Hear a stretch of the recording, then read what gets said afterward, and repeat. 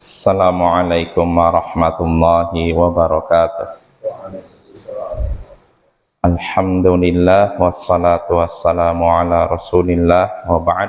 Ayyuhal ikhwah a'azzani wa a'azzakumullah. Kita lanjutkan pembacaan Al-Adabul Mufrad.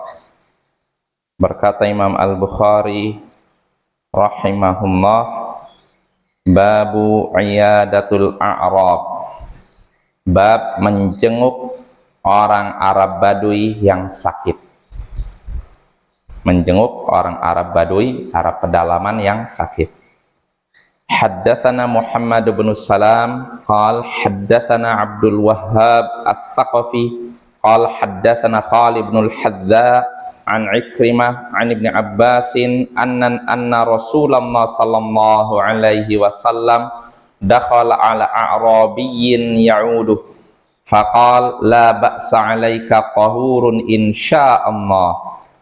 Qala al-a'rabi bal hiya humma tafuru 'ala syaikhin kabir kama tuziruhul qubur. Qal fan'am idzan. Telah menceritakan pada kami Muhammad bin Salam, ia berkata telah menceritakan pada kami Abdul Wahhab Ats-Tsaqafi, dan ia berkata telah menceritakan pada kami Khalid Al-Hadza dari Ikrimah dari Ibnu Abbas bahwasanya Rasulullah sallallahu alaihi wasallam menemui seorang Arab Badui, Arab pedalaman, menjenguknya. Beliau bersabda, tidak mengapa, ini penghapus dosa insyaallah. Penyakit ini tidak mengapa bagimu, itu penghapus dosa insyaallah. Namun orang Arab Badui itu berkata, bahkan itu demam yang bergejolak pada orang tua yang akan mengantarkannya ke kubur.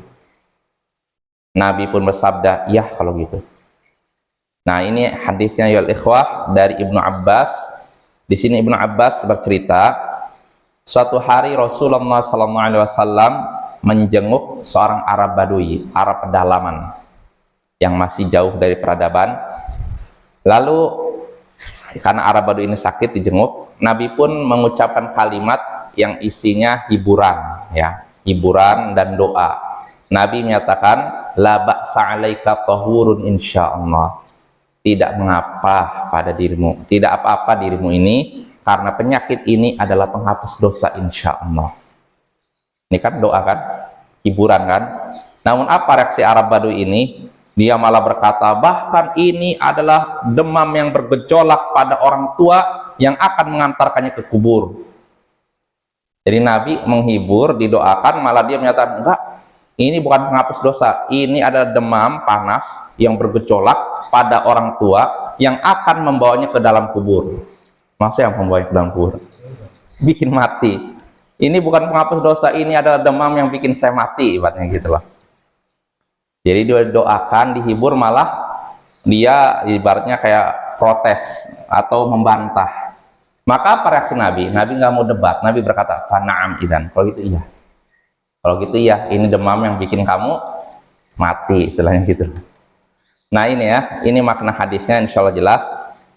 Nah dari hadis ini kita bisa mengambil beberapa pelajaran. Di antara pertama, disyariatkan, dianjurkan menjenguk orang sakit, siapapun itu, walaupun orang pedalaman.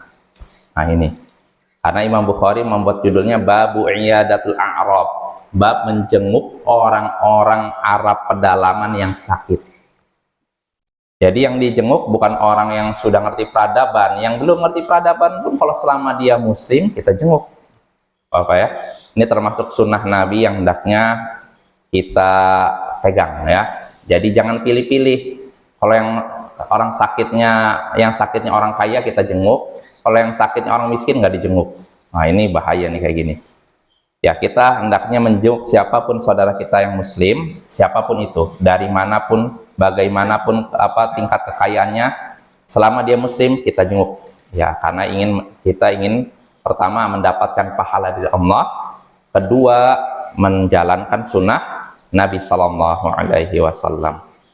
Itu faedah pertama. Faedah kedua yang bisa kita petik dari hadis ini, di antara adab dalam menjenguk orang sakit yaitu mendoakannya dan menghiburnya. Ya, contohnya Nabi di sini berkata kepada orang Arab Badui tadi, la ba'sa 'alaika tahurun insyaallah. Tidak mengapa, tidak ada apa-apa pada dirimu. Artinya nggak usah khawatir, penyakit ini adalah penghapus dosa insyaallah. Nah ini Bapak ya, ini bisa kita katakan kepada orang yang sakit. Kalau kita bertemu dengan orang sakit, gimana kamu sakit ya? Iya, la ba'sa 'alaika tahurun insyaallah. Nah ini doa yang disunnahkan. Lalu faedah berikutnya yang bisa kita petik dari hadis ini, seorang yang sakit hendaknya bersabar dalam menghadapi penyakit yang ia hadapi dan jangan dia berkeluh kesah. Ya, contohnya di sini jangan sampai kita seperti orang Arab Badui tadi. Dinasihati oleh Nabi untuk dihibur, untuk bersabar, dia malah berkata, ini justru demam bergejolak pada orang tua yang akan mengantarkannya ke dalam kubur. Dihibur malah membangkang. Nah, jangan seperti ini ya. Kalau kita ada yang menghibur, kita sakit nih, lalu dihibur oleh seorang, terima. Ya, berarti orang ini menginginkan kebaikan untuk kita ya.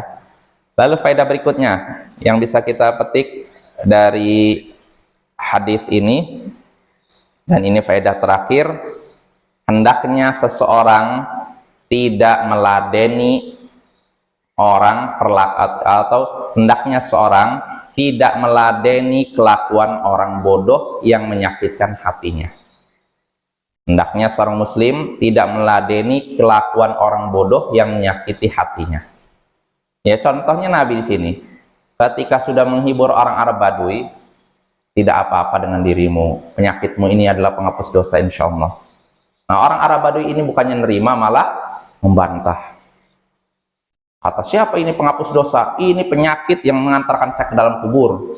Penyakit yang bikin saya mati. Ini kan bantah kan? Ini bodoh berarti kan? Apa reaksi Nabi? Nabi tidak memperpanjang debat. Beliau cuma berkata, fana'am idan. Ya, kalau gitu. Artinya apa? Ini Nabi membantah dengan jawaban singkat. Kata, kamu, ini penyakit yang bikin kamu mati. Iya, kalau gitu. Penyakit ini bisa bikin kamu mati. Ya, ini Bapak ya, ini contoh yang hendaknya kita tiru dari Nabi. Kalau ada orang bodoh yang mendebat kita, jawaban singkatnya diam, gak usah diladeni. Kalau kita meladeni, berarti kita sama-sama bodoh. Wassallallahu ala nabiyyina Muhammadin wa ala alihi wa sahbihi ajma'in, wa akhiru da'wana anilhamdulillahi rabbil alamin. Assalamualaikum warahmatullahi wabarakatuh.